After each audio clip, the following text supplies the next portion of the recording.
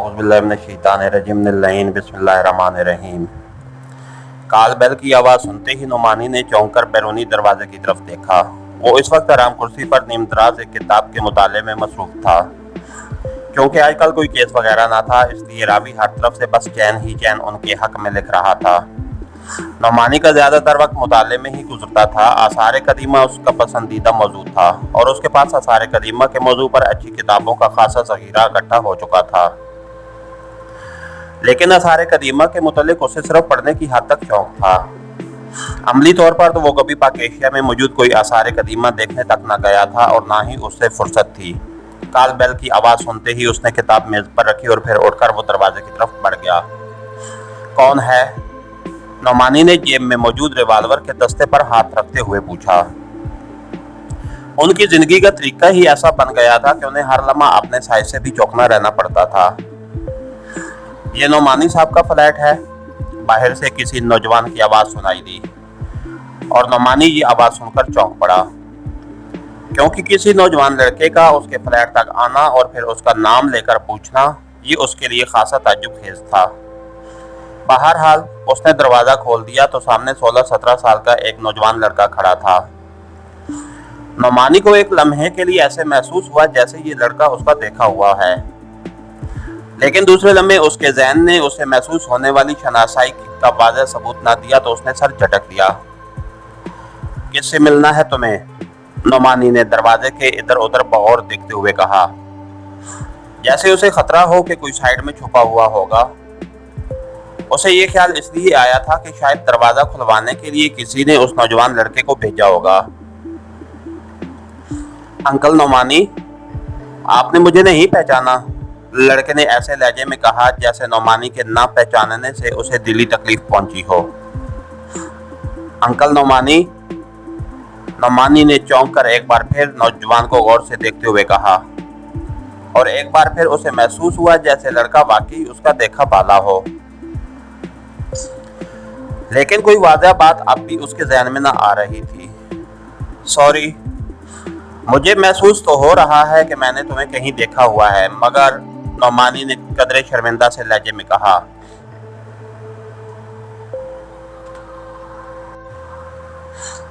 मैं यासिर हूँ। और क्या आप किसी को अपने फ्लैट में दाखिल होने की इजाज़त नहीं देते? 2 रोज से मैं आपको तलाश कर रहा हूँ। शायद फ्लैट तब्दील करना आपकी हॉबी है, नौजवान ने इस बार कदरे मुस्कुराते हुए कहा। ओह, आओ अंदर आ जाओ। नुमानी का ज़हन वाकई कलाबाजियाँ खाने लगा था। वो एक तरफ हट गया तो नौजवान अंदर दाखिल हुआ और नुमानी ने होंठ भींचते हुए दरवाज़ा बंद कर दिया। उसका ज़हन यासिर के नाम पर गौर करने में मसरूफ था। अरे अंकल, आप तो वाकई बेहद परेशान हो गए। मैं यासिर अफंदी हूँ, आपका भांजा। नौजवान ने नुमानी के चेहरे को देखते हुए हंसते हुए कहा और नुमानी के ज़हन में जैसे धमाका सा हुआ। अरे खुदा की पनाह, तुम वो मेंढक हो? ला हौल वला कुव्वता। अरे अब तो तुम बड़े हो गए। Oh very bad. वाकई मुझे अब अपने दिमाग का इलाज कराना पड़ेगा, नुमानी ने बेख्तियार हंसते हुए कहा और नौजवान हंस पड़ा। जी हाँ, मैं वही मेंढक हूँ, मगर अब मैं कुएं से निकलकर मामू से मिलने आया हूँ, नौजवान ने कहा और नुमानी उसके खूबसूरत जवाब पर न सिर्फ खिलखिलाकर हंस पड़ा बल्कि उसने आगे बढ़कर नौजवान को बेख्तियार अपने सीने से लगा लिया, क्योंकि ये उसकी बड़ी बहन ज़किया का बेटा यासिर था, जिसे वो बचपन में मेंढक कहा करता था। यासिर उस वक्त घुटनों के बल चलता था, वाकई किसी मेंढक की तरह उछल उछल कर चलता था और फिर ये नाम उसके मुंह पर ऐसे चढ़ गया कि उसे असल नाम तक भूल गया। लेकिन अब वो उसे तकरीबन 15 साल बाद देख रहा था। इस दौरान 2-3 बार वो अपनी बहन से मिल भी चुका था, लेकिन यासिर को तालीम के लिए उन्होंने हॉस्टल में दाखिल करा रखा था, इसलिए उसे मुलाकात ना हो सकी थी और अब वो यासिर एक खूबसूरत नौजवान के रूप में उसके सामने मौजूद था। ओह यासिर, तुम इतनी जल्दी इतने बड़े कैसे हो गए हो? क्या कोई दवा वगैरह खाई है? नुमानी ने बड़े बेतकल्फाना लहजे में कहा और यासिर भी बेख्तियार हंस पड़ा। आपने आखिरी बार मुझे कब देखा था? यासिर ने अलहदा होते हुए हंस कर कहा। आखिरी बार? तकरीबन मेरे ख्याल में 12-15 साल तो हो गए होंगे, शायद उससे भी ज़्यादा हो गए हों, नुमानी ने बेख्तियार सर खुजाते हुए कहा। तो आपका ख्याल है कि 15 साल बाद भी मैं वैसे ही घुटनों के बल चलता रहता? यासिर ने मुंह बनाते हुए कहा और नौमानी बेख्तियार खिलखिलाकर हंस पड़ा। यासिर से इस तरह मिलने पर वाकई उसे दिली मुसरत महसूस हो रही थी। वाकई तुम दुरुस्त कह रहे हो। बैठो, तुम्हें जूस पिलाऊं। वैसे तुम इस फ्लैट तक पहुंच कैसे गए? कमाल कर दिया तुमने, नौमानी ने हंसते हुए कहा और खुद रेफ्रिजरेटर की तरफ बढ़ गया। बताया तो है 2 रोज से आपको तलाश कर रहा हूं। अगर मैं जासूसी नावल पढ़ने का शौकीन ना होता तो आपको तलाश करना नामुमकिन होता। मम्मी ने आपका जो पता दिया उसके बाद ये बिला मुबालगा 40वां फ्लैट होगा, यासिर ने कुर्सी पर बैठते हुए कहा और नौमानी एक बार फिर हंस पड़ा। उसने फ्रिज से जूस के 2 बड़े पैकेट निकाले और एक पैकेट यासिर को देकर वो खुद उसके सामने कुर्सी पर बैठ गया। तुम सही कह रहे हो, फ्लैट बदलना वाकई मेरी हॉबी है। बस जब दिल उकता जाता है तो उसे छोड़कर कोई और जगह तलाश कर लेता हूँ। लेकिन खैरियत है, ज़किया आपा ठीक है? तुम्हारे अब्बू का क्या हाल है? नौमानी ने कुर्सी पर बैठते हुए मुस्कुराकर कहा। मम्मी बेहोशी के आलम में 2 दिन अस्पताल में रही हैं। होश में आने के बाद उन्होंने मुझे हॉस्टल से बुलवाया। जब मैं आया तो उन्होंने मुझे फौरी तौर पर आपकी तलाश का हुक्म दिया और तब से मैं आपको तलाश कर रहा हूँ। अब्बू एक रेमिया में है। वो अभी चंद माह पहले वहाँ सफारत खाने में सकाफती अताशी तैनात होकर गए हैं, यासिर ने इस बार संजीदा लहजे में कहा। ज़किया आपा 2 रोज बेहोश रही? क्यों, क्या हुआ था उन्हें? नौमानी ने बुरी तरह चौंकते हुए कहा। यही तो मसला है, कुछ बताती ही नहीं, बस मुसलसल रोती रहती हैं। जिस वक्त वो बेहोश हुई तो कोठी में अकेली थी। मुलाजमा सौदा सलफ लेने बाजार गई थी। वो वापस आई तो उसने देखा कि मम्मी बेहोश पड़ी हुई हैं और रैक पर रखा हुआ टेलीफोन फर्श पर टूटा पड़ा है। टेलीफोन का रिसीवर भी अलहदा टूटा पड़ा था। उसने शोर मचाकर हमसायों को इकट्ठा किया। उन्होंने मम्मी को अस्पताल पहुंचाया। डॉक्टरों ने बताया कि मम्मी को कोई गहरा सदमा पहुंचा है। 2 रोज तक तो मम्मी को होश ही ना आया।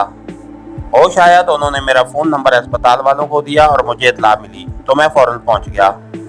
मैंने लाख मम्मी से पूछा कि क्या बात हुई, लेकिन मेरे इसरार के बावजूद उन्होंने कुछ नहीं बताया। बस रोती रहीं और मुझे एक पत्ता देकर कहा कि मैं हर कीमत पर आपको तलाश करके उनसे मिलवाऊं। और अब आप मिले हैं, यासिर ने तफसील बताते हुए कहा। Oh very sad. आओ चलें। ज़किया आपा तो इंतहाई मजबूत आसाब की मालिक हैं। वो तो बड़ी से बड़ी परेशानी से कभी नहीं घबराती। अरे हाँ, तुमने अफंदी को फ़ोन किया? मेरा मतलब है अपने अब्बू को। नौमानी ने जूस का पैकेट एक तरफ रखकर कुर्सी से उठते हुए कहा। नहीं, मम्मी ने मना कर दिया था और फिर मेरे पास उनका फ़ोन नंबर भी नहीं है। उनकी तो सिर्फ एक ही रेट है, अंकल को बुला लाओ। यासिर ने भी उठकर खड़े होते हुए जवाब दिया। किस अस्पताल में है आपा? नौमानी ने इंतहाई परेशान से लहजे में कहा। अब घर आ गई हैं, आइए, यासिर ने कहा और नौमानी सर हिलाता हुआ उसे लेकर फ्लैट से निकला। यासिर के पास कोई सवारी ना थी, शायद वो रक्शे में आया था। चुनांचे नौमानी ने गैराज में से कार निकाली और यासिर को बिठाकर चल पड़ा। सिविल ऑफिसर्स कॉलोनी, कोठी नंबर 95 बी ब्लॉक। यासिर ने कार में बैठते ही कहा और नौमानी ने सर हिला दिया। तुम किस चीज पर आए हो? सवारी नहीं है तुम्हारे पास? नौमानी ने यासिर की तरफ देखते हुए पूछा। मोटरसाइकिल है लेकिन वो हॉस्टल में है, यहाँ नहीं। रक्शे पर आया हूँ, यासिर ने जवाब दिया और नौमानी ने सर हिला दिया। मुख्तलिफ सड़कों से गुजरने के बाद वो आखिरकार सिविल ऑफिसर्स कॉलोनी में दाखिल हो गए। यासिर की रहनुमाई में चंद ही लम्हों में कार एक दरमियानी किस्म की कोठी के गेट पर पहुंच चुकी थी। यासिर ने नीचे उतरकर कॉल बेल का बटन दबाया तो एक मुलाजिम ने फाटक की छोटी खिड़की से बाहर झांका और फिर यासिर को देखकर तेजी से मुड़ा और उसने फाटक खोल दिया। नौमानी कार अंदर लेता गया और उसे पोर्च में जाकर खड़ा कर दिया। यासिर इस दौरान दौड़ता हुआ कोठी के अंदर चला गया था। अभी नौमानी कार से बाहर निकला ही था कि एक कदरे भारे वजूद की औरत बरामदे में आ गई। उसकी आंखें इस तरह सूजी हुई थीं जैसे वो मुसलसल रोती रही हो। चेहरा ना सिर्फ सुता हो रहा था बल्कि जर्द पड़ गया था। ये नोमानी की बड़ी बहन जकिया थी और नोमानी तेजी से आगे बढ़कर बड़ी बहन के गले से लग गया और जकिया बेख्तियार रोने लगी। अरे अरे आपा, आखिर क्या हुआ है? रोएं आपके दुश्मन, नोमानी ने इंतहाई परेशानी से अलहदा होते हुए कहा। नोमानी, तुम तो अब मिलने से भी गए। यासिर बेचारा कितने दिनों से तुम्हें तलाश करने के लिए धक्के खा रहा है। जकिया ने बेख्तियार दुपट्टे से आंसू पूछते हुए कहा। वो आपा, बस मसरूफियत ही ऐसी हो गई है। बहरहाल आई एम सॉरी। अब मैं बकायदा आता रहूंगा, मगर पहले आप मुझे बताइए कि हुआ क्या है। यासिर बता रहा था कि आप बेहोश होकर गिर गई थीं और 2 रोज तक आपको होश नहीं आया। नोमानी ने इंतहाई परेशानी से पूछा। हाँ, इसीलिए मैंने तुम्हें बुलवाया है, क्योंकि ऐसे वक्त में सिर्फ अपने सके भाई के अलावा मैं किसी पर एतमाद नहीं कर सकती। यासिर बेटे, जाकर मुलाजमा से कहो कि वो नोमानी के लिए खाने का बंदोबस्त करे। हम दोनों इकट्ठे खाना खाएंगे। जकिया ने एक तरफ खड़े यासिर से कहा और यासिर सर हिलाता हुआ राहदारी में बढ़ गया। आओ नोमानी, जकिया ने कहा। वो अब खासी संभली हुई लग रही थी और फिर वो नोमानी को लेकर एक छोटे से कमरे में गईं। ये लाइब्रेरी का कमरा था जिसकी अलमारियों में मुख्तलिफ किस्म की किताबें भरी हुई थीं। अफंदी जो कि अदब से बेहद दिलचस्पी रखता था और किसी ज़माने में वो एक अच्छा अफसाना नवीस भी रहा था, इसलिए उसने अपने घर में बाकायदा लाइब्रेरी भी बनाई हुई थी। जकिया ने अंदर दाखिल होकर दरवाज़ा बाकायदा बंद करके उसकी कुंडी चढ़ा दी। नोमानी ने होंठ पींच लिए, क्योंकि जकिया का रवैया खासा पुरअसरार था। यासिर अभी बच्चा है और मैं नहीं चाहती कि उसे किसी बात का इल्म हो। उसके नापुख्ता ज़हन पर उसके बुरे असरात पड़ेंगे। जकिया ने दरवाज़ा बंद करके मुड़ते हुए कहा। आप बताएं तो सही आपा कि आखिर हुआ क्या है? आपके पुरअसरार रवैये ने तो मेरा आधा खून खुश्क कर दिया है, नोमानी ने इंतहाई परेशान लहजे में कहा। बताती हूँ। क्या तुम यकीन करोगे कि तुम्हारे बहनोई आफंदी को रूसियाई जासूस के तौर पर एक्रेमिया में गिरफ्तार कर दिया गया है? जकिया ने होंठ चबाते हुए कहा और नोमानी ये बात सुनकर इस तरह उछला जैसे उसके पैरों तले एटम बम फट पड़ा हो। क्या क्या कह रही हैं आप? अफंदी भाई और रूसियाई जासूस? ये कैसे मुमकिन है? ऐसा तो सोचा भी नहीं जा सकता, नोमानी ने इंतहाई बौखलाए हुए लहजे में कहा। हाँ, लेकिन उसके बावजूद ऐसा हो गया है। मुझे सफारत खाने के एक आदमी ने जब ये इतला दी तो सदमे की वजह से मैं बेहोश होकर गिर गई। फिर अस्पताल में जब मुझे होश आया तो मैंने वहीं से एक्रेमिया सफारत खाने फोन किया तो मुझे बताया गया कि अफंदी ने न सिर्फ इकरार जुर्म कर दिया है बल्कि उसके पास से इंतहाई अहम खुफिया दस्तावेजात भी मिली हैं और अब वो एक्रेमिया की स्पेशल एजेंसी की तहवील में है जो उसे पूछ-पूछ कर रही है। इससे ज्यादा उन्होंने कुछ बताने से इनकार कर दिया। अब जाहिर है ये ऐसी बात थी जिसे मैं किसी को बता भी ना सकती थी। चुनांचे मुझे तुम्हारा ख्याल आया क्योंकि तुम भी तो मिलिट्री इंटेलिजेंस में रह चुके हो, फिर मेरे सके भाई भी हो। चुनांचे मैंने यासिर को बुलाया और फिर उसे तुम्हारी तलाश में लगा दिया। अब बताओ मैं क्या करूं? अगर वाकई अफंदी जासूस है तो फिर समझो कि हम सब तो जीते जी मर गए।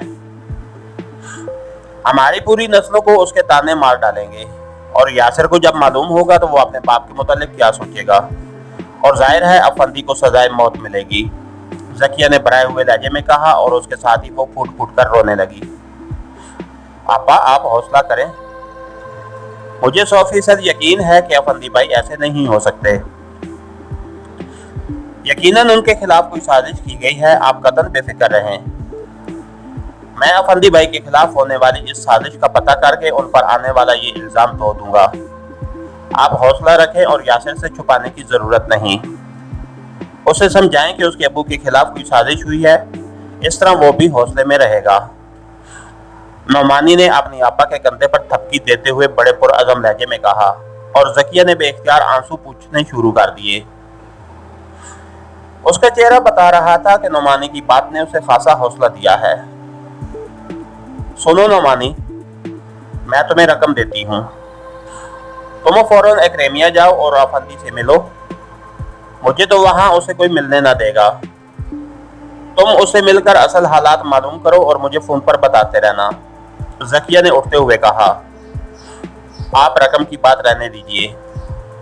रकम का कोई प्रॉब्लम नहीं है, आप बेफिक्र रहें, मैं एक्रेमिया जाऊंगा और सब कुछ ठीक हो जाएगा, नौमानी ने कहा और उठकर दरवाजे की तरफ बढ़ गया। रुक जाओ, खाना तो खाकर जाओ, कहाँ जा रहे हो? ज़किया ने उसे दरवाजे की तरफ बढ़ते देखकर हैरत भरे लहजे में पूछा। नहीं आपा, ये मसला अब देर करने का नहीं है, मेरे अपने ज़राए भी हैं, मैं अभी उनकी मदद से असल सूरत हाल मालूम करता हूँ और फिर एक्रेमिया की तैयारी भी करनी है। मैं जल्द ही आपको खुशखबरी सुनाऊंगा, खुदा हाफिज, नौमानी ने तेज लहजे में कहा और फिर ज़किया के इसरार के बावजूद वो वहां न रुका और कार लेकर कोठी से बाहर आ गया। उसका ज़हन वाकई जल्जलों की जद में आ गया था। वो सोच भी न सकता था कि ऐसा हो भी सकता है। अफंदी से वो बहुत अच्छी तरह वाकिफ था और उसे यकीन था कि अफंदी और तो शायद सब कुछ हो सकता है, कम से कम जासूस नहीं हो सकता। ये बात किसी तरह भी उसके हल्क से ना उतर सकती थी, लेकिन फिर असल बात क्या थी, बस वो यही मालूम करना चाहता था। कार दौड़ाता हुआ वो सीधा सफदर के फ्लैट पर पहुंचा, क्योंकि जाहिर है वो एक्स्ट्रो से रुखसत और इजाजत लिए बगैर तो एक्रेमिया न जा सकता था, और इस तरह मुंह उठाए एक्रेमिया चले जाने से भी तो मसला हल ना हो सकता था। वो अच्छी तरह जानता था कि अफंदी पर जो इल्जाम है उसके बाद उससे मिलने पर सख्त तरीन पाबंदी होगी। बहरहाल मैंने बेहतर यही समझा कि कुछ करने से पहले वो सफदर से डिस्कस करे, क्योंकि उसके ख्याल के मुताबिक सफदर पूरी सीक्रेट सर्विस में सबसे ज्यादा होशियार और संजीदा आदमी था। वो जरूर इस मुश्किल का कोई ना कोई बेहतर हल निकाल लेगा। उसने कॉल बेल का बटन दबाया तो अंदर से सफदर की आवाज सुनाई दी। वो शनाख्त पूछ रहा था। सफदर, मैं नौमानी हूँ। नौमानी ने जवाब दिया तो दूसरे लम्हे दरवाजा खुल गया और नौमानी को ये देखकर और ज्यादा इत्मीनान हो गया कि सफदर के फ्लैट में उस वक्त कैप्टन शकील भी मौजूद था। आओ नौमानी, सफदर ने मुस्कुराते हुए कहा और नौमानी अंदर दाखिल हो गया। उसने कोई जवाब न दिया। ओह, क्या बात है, कुछ परेशान से लग रहे हो, कैप्टन शकील ने कहा तो दरवाजा बंद करके मुड़ता हुआ सफदर भी चौंक पड़ा। हाँ, मैंने भी महसूस किया है, क्या बात है, खैरियत है?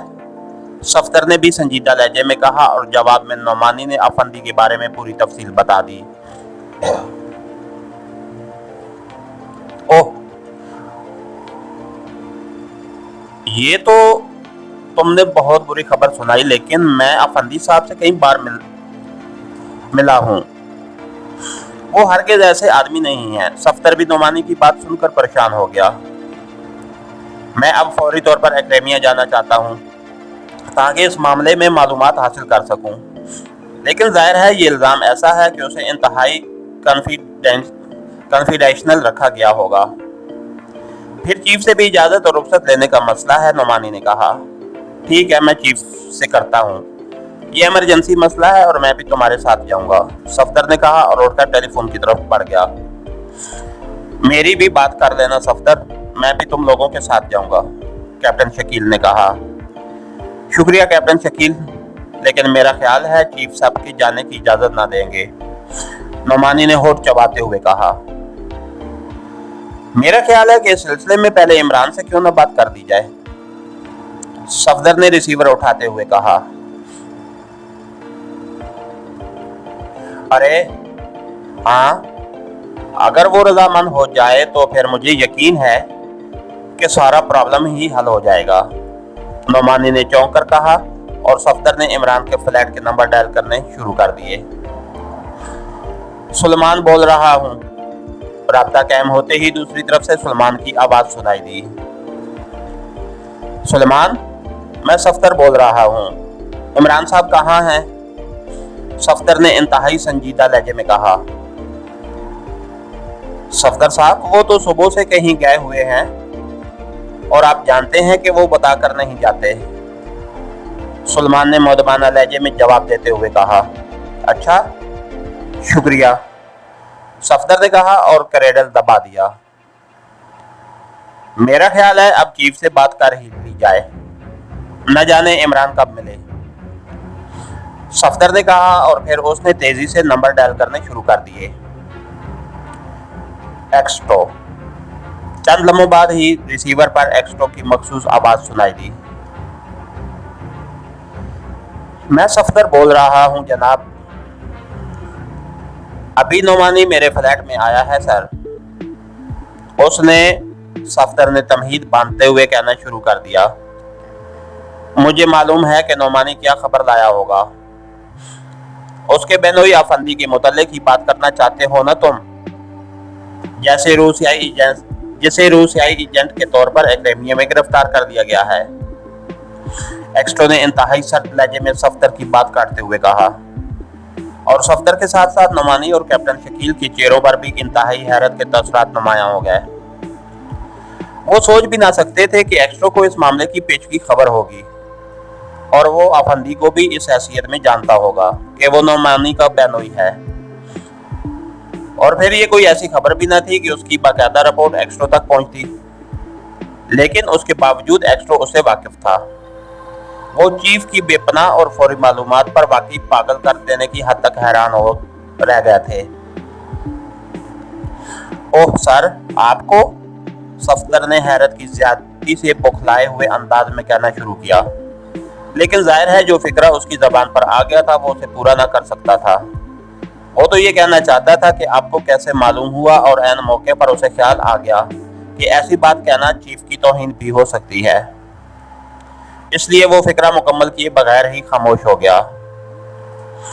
इसमें इस कदर हैरत की क्या बात है नोमानी?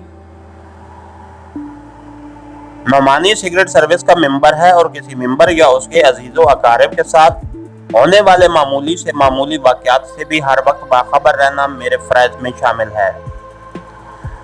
तुम लोग अगर मसरूफियात की वजह से अपने अजीजों अकारिब से नहीं मिल सकते तो क्या इसका ये मतलब है कि मैं भी उनसे बेखबर रहूं? ऐसी बात नहीं है। तुम लोगों के अजीजों अकारिब का ख्याल रखना भी मेरा फर्ज है, ताकि तुम सब इत्मीनान और सुकून के साथ अपने फराइज सर अंजाम देते रहो।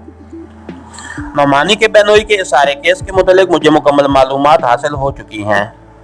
सदर ममलिकत ने एक्रेमियन स्पेशल एजेंसी को इजाज़त दी थी कि वो अफंदी से पूछ-गुछ करे, लेकिन चूंकि अफंदी का ताल्लुक पाक एशियाई सफारत खाने से था और कानून के मुताबिक सदर ममलिकत की ये इजाज़त गलत थी, इसलिए मैंने उनकी ये इजाज़त कैंसिल कर दी और अफंदी को फौरी तौर पर वापस पाक एशिया भिजवाने के आर्डर्स दे दिए। लेकिन अब मालूम हुआ है कि अफंदी को स्पेशल एजेंसी की मरकज से अगवा कर लिया गया है। वहाँ बाकायदा बम्बों से रेड किया गया और 4 मुहाफिज भी हलाक हो गए हैं, और इस बात से अंदाजा होता है कि इस सारे चक्कर के पीछे कोई गड़बड़ है।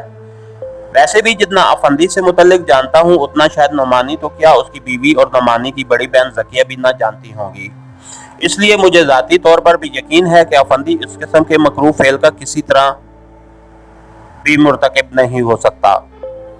एक्स्ट्रो ने अपनी आदत के खिलाफ ना सिर्फ बड़े नरम लहजे में बात की, बल्कि उसने पूरी तफसील भी बता दी और अफंदी के मुतल्लिक अपनी ज़ाती राय का भी इजहार कर दिया, और ये वाकई उनके लिए एक और अनोखी बात थी।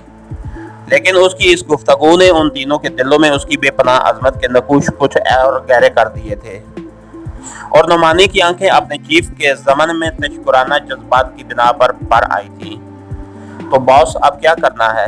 अगर आप इजाज़त दें तो मैं और कैप्टन शकील नोमानी के साथ एक्रेमिया चले जाएं, ताकि मामले के मुतल्लिक मुकम्मल इंक्वायरी कर सकें। सफदर ने तशकुराना लहजे में कहा, इंक्वायरी मैं पहले ही कर चुका हूँ।